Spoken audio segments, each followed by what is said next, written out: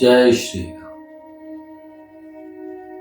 रामायण कथा के 8वें दिन में आपका स्वागत है। कल हमने सुना था कैसे भरत ने राजसुख का त्याग कर दिया था और चित्रकूट में प्रभु श्री राम से मिलकर उनकी चरण पादुकाओं को अयोध्या ले गए थे। आज हम 8वें पारायण में सुनेंगे वनवास की वह महत्वपूर्ण कथा जिसने पूरी रामायण को एक नया मोड़ दिया, शूर्पणखा का प्रसंग और माता सीता का हरण।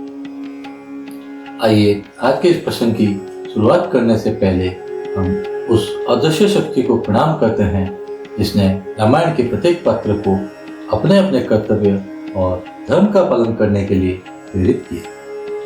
हे प्रभु, आप ही लीलाधारी हैं, आपके बिना एक पत्ता भी नहीं हिलता। हमें इस कथा से शिक्षा ग्रहण करने और जीवन में सही मार्ग अपनाने की शक्ति प्रदान करें। आज की कथा की शुरुआत एक सुंदर चौपाई के साथ करें। करुणा सिंधु सुजान रामा, सब विधि सकल सुहा धामा। अर्थात भगवान राम करुणा के सागर और संपूर्ण ज्ञान से परिपूर्ण है। उनका जीवन धर्म, न्याय और नैतिकता का आदर्श प्रस्तुत करता है। यह चौपाई हमें याद दिलाती है कि प्रभु का प्रेम और ज्ञान ही संसार में सत्य, न्याय और सुंदरता का आधार है। चित्रकूट से भरत को विदा करने के बाद प्रभु श्री राम, माता सीता और लक्ष्मण जी अपने वनवास की यात्रा पर आगे बढ़े। वे विभिन्न ऋषियों के आश्रम में रुके, उनका स्नेह और आशीर्वाद प्राप्त किया और धर्म एवं संयम का पाठ ग्रहण किया। कुछ दिन बाद वे दंडकारण्य वन पहुंचे, जो अपने घने जंगल और राक्षसों के आतंक के लिए कुख्यात था। वहाँ के ऋषियों और साधुओं ने प्रभु श्री राम से प्रार्थना की कि वे राक्षसों का नाश करें और वन को शांति और सुरक्षा प्रदान करें। भगवान श्री राम ने दृढ़ता से प्रतिज्ञा की, वे राक्षसों का विनाश करेंगे और ऋषियों को निर्भयता और शांति का आश्रय दिलाएंगे। एक दिन रावण की बहन शूर्पणखा दंडकारण्य वन में आई। वहां उसने प्रभु श्री राम, श्री लक्ष्मण और सीता माता को देखा। राम के दिव्य सौंदर्य और चारित्रिक श्रेष्ठता को देखकर शूर्पणखा मोहित हो गई। उसने अपनी असली क्रूर आकृति छुपाकर सुंदर स्त्री का रूप धारण किया और श्री राम के पास जाकर उनसे विवाह का प्रस्ताव रखा। श्री राम ने दयालु भाव से उत्तर दिया, मैं विवाहित हूँ, मेरी पत्नी सीता मेरे साथ है, तुम मेरे छोटे भाई लक्ष्मण के पास। लक्ष्मण ने भी शूर्पणखा को समझाया, मैं अपने भैया राम का सेवक हूँ, तुम्हारा स्थान रानी बनने योग्य किसी राजा के पास ही है। परंतु शूर्पणखा ने क्रोध में आकर सीता को मारने का प्रयास किया। यह देखकर लक्ष्मण ने तुरंत हस्तक्षेप किया और अपनी तीव्र वीरता से शूर्पणखा का नाक काट दिया। अपमानित होकर शूर्पणखा अपने राक्षस भाई खर और दूषण के पास पहुंचे। दोनों अपने विशाल और भयावह सेना के साथ राम से युद्ध करने आए, लेकिन राम और लक्ष्मण ने अकेले ही उनके पूरे आक्रमण का सामना किया। वीरता और पराक्रम से भरे हुए श्री राम ने खर का नाश कर दिया, जबकि लक्ष्मण जी ने दूषण का संहार किया। इस प्रकार श्री राम और लक्ष्मण की अद्भुत शक्ति और साहस से दंडकारण्य वन राक्षसों के आतंक से मुक्त हो गया और ऋषियों और साधुओं को पुनः शांति और सुरक्षा प्राप्त हुई। खर और दूषण के वध के बाद शूर्पणखा सीधे लंका की ओर उतरी। वह रावण के महल पहुंची।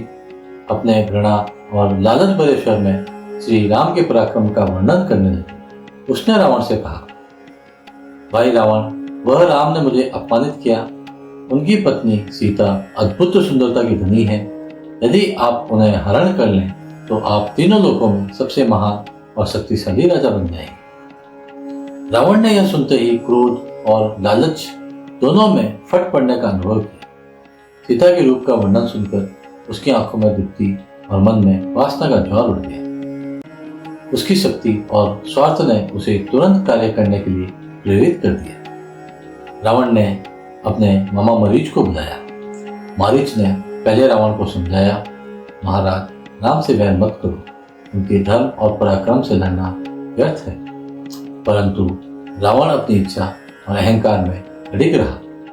तब मारीच ने एक छल योजना बनाई। उसने सोने के हिरण का रूप धारण किया और श्री राम की कुटिया के पास आ गया। वह अद्भुत सुंदर और चमकदार था, मानो स्वर्ग का कोई दूत धरती पर उतर आया हो। सीता ने उस हिरण को देखा और उसकी अद्भुत सुंदरता से मोहित हो गई। उन्होंने श्री राम से विनम्रता पूर्वक आग्रह किया, हे राम, कृपया इस हिरण को पकड़ लाएं।